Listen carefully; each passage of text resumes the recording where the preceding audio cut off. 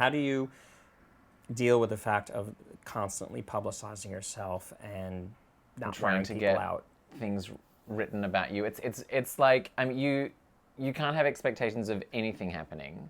You can hope until you're blue in the face, and things always seem to happen, which is great, and like materialize, like articles and reviews and all of that. Like people have been really, really kind to me with supportive articles and reviews. It's been really great since I moved here.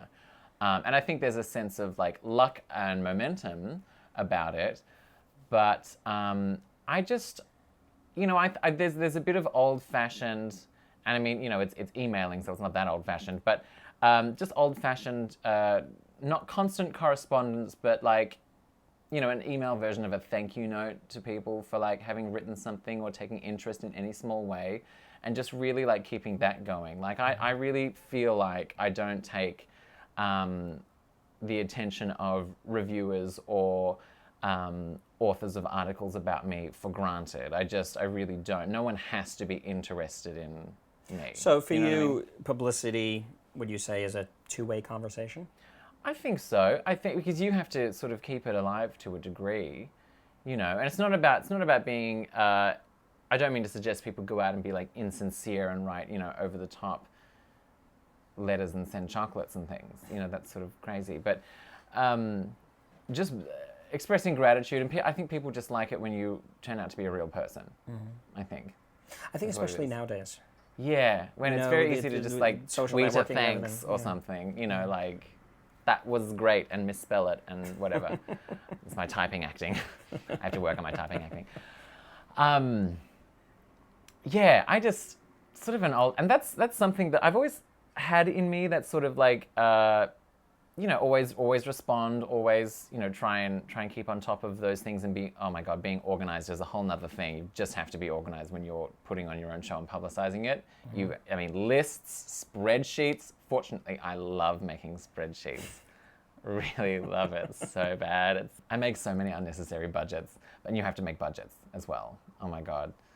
There is so much desk work in being a self-promoted individual that if you are lazy, if you are disorganized, if you keep your desk in disarray, I just think you make it harder for yourself. So you're keeping track of location, theaters. Yeah. You're keeping track of people you're trying to get publicity. So people are bloggers and article writers, so you have lists for that. Mm-hmm.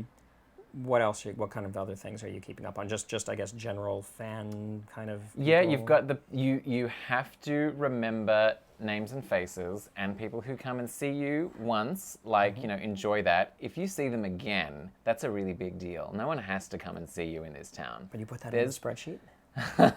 No, I don't have a spreadsheet for like fan-based spreadsheet. Yeah, because that's it's borderline creepy. But but bookers, I guess. Yeah. Oh no, totally. Like all of them. Yeah.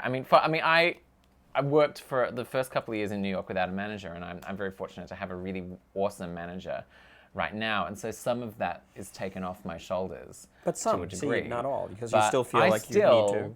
Yeah. I still will go out of my way to thank someone for a review or the like. It's just, Have you ever gotten the sense from people about that oh no, you shouldn't be interacting with the press because if they're a reviewer, they want to keep you at arm's distance? No, because no one really is.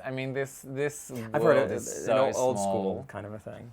Yeah, maybe if it was like, maybe if I was in like a Broadway show and was kindly mentioned in the Times Review, I wouldn't. That would be sort of a little retarded to write to Ben Brantley and say that was so great, thanks. Do it again. That's a little removed. But but a blogger is okay. In this like more intimate world, I think it's appropriate.